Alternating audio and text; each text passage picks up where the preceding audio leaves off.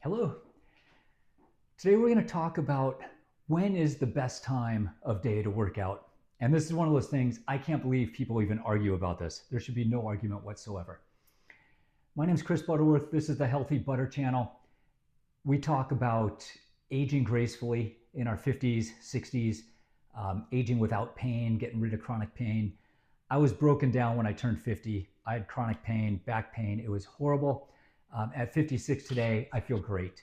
I have put in a lot of effort into studying, learning about, researching, and practicing functional fitness, mostly using kettlebells, clubs, and Mace. It is not easy to put together a program, and I'm trying to share what I've learned with you here on this channel. Part of having a good program is being able to work out consistently, working out every day or almost every day. And part of working out every day is to work out at the best time of day. So let's jump right into it. What is the best time? You know the answer. You know what I'm going to say. The best time is going to be whatever's the best time for you. Habits win. You want to be in a routine. You want to get into a habit. And I'm going to give you a couple of examples. My wife wakes up every day and works out in the morning. If not first thing, pretty soon after. She gets it out of the way. She's done. Move on. Whatever the day throws at her doesn't matter because she's already done her workout. My son goes to work in the morning, brings his workout bag with him, and stops at the gym on the way home. And it's a habit, it's a routine. Every once in a while, something comes up. We have dinner plans. There's somebody has to do something, and he doesn't get to do his workout, or he has to shift and he has to do it at lunch or something like that. But for the most part, he's got a good habit. He's got a good routine. He works out almost every day. I have a really good friend that works out at lunch. He's able to take a little bit of an extended lunch. He gets to work early, probably takes an hour and 20-minute lunch. And there's a gym that's about a block away from his office. And that's his deal. He goes there and bangs a workout out at lunch, feels great, goes back to work, and he's already accomplished what he needs to accomplish. Brings his lunch, and so then he eats lunch at his desk afterwards. My situation is not quite as optimal as I would like. I work from home. I work fairly long hours, and there's always some sort of family chaos going on. So I squeeze in my workout. I've talked about this on this channel before. My workouts are generally 30 minutes or less.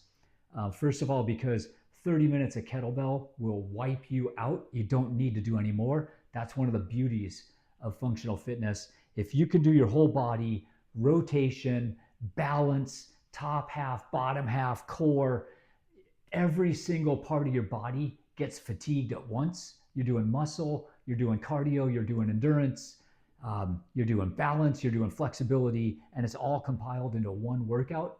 It doesn't need to be any more than a half hour, and you can probably get away with less than 20 minutes if you had to. So I actually have to look at my calendar. I have to look at my day, and I see how many meetings I have and where they are, and I might be able to get to squeeze a workout in between meetings. I might have to do it after work, before, sometimes in the afternoon, before my family gets home and the house turns into chaos. There are other times where I have to wait until the very end of the day.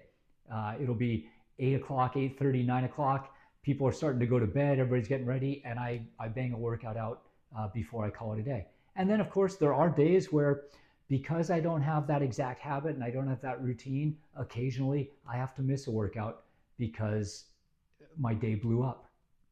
So habit's the most important thing. Get a routine, get a habit, find a day that works for you, or a time that works for you. The other thing that can impact this is your goals, your duration, your intensity. How much weight are you pulling? And I will talk about this. I'm going to sidebar for just a minute here.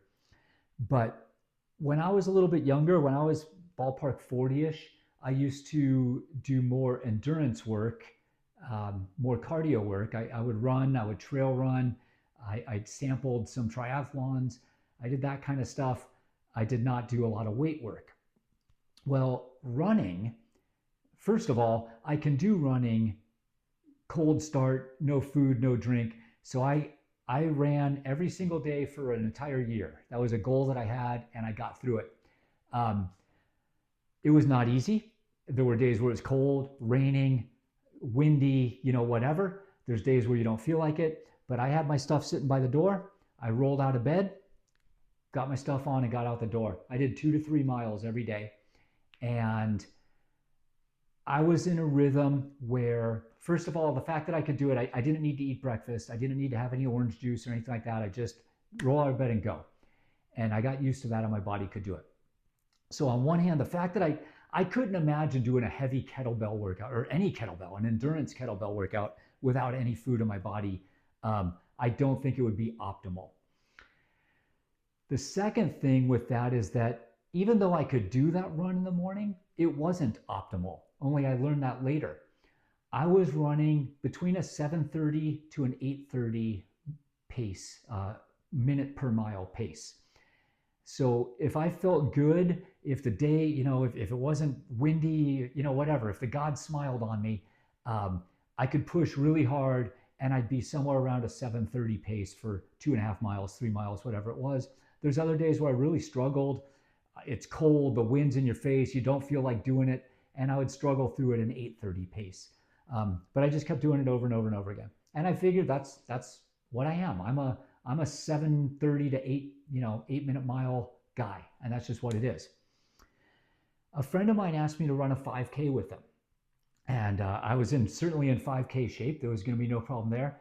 So we meet up. It's a Saturday. It's like 9 o'clock start. So I have a chance to wake up I don't have to wake up really early. I wake up regular time. I got a chance to eat a small breakfast, have some juice in me. We got to warm up. I was in a good spot. And gun starts and I start running. And I was running.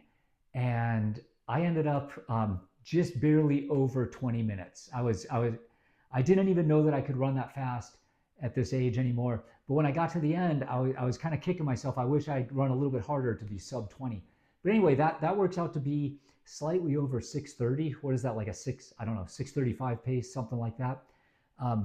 So what that showed me was that if my body was in an optimal condition, a little bit more rest, a better warmed up, fuel, ready to go, I could actually run faster. So my morning workouts, while I was doing them every day and while they were getting me in shape, I wasn't maximizing my results. So that's just a one-off story. I don't know what it means, but I do know that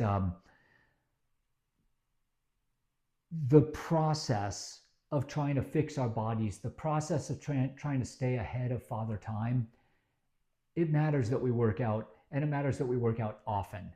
You can't do an every other day. Maybe that's enough for you. It wasn't enough for me.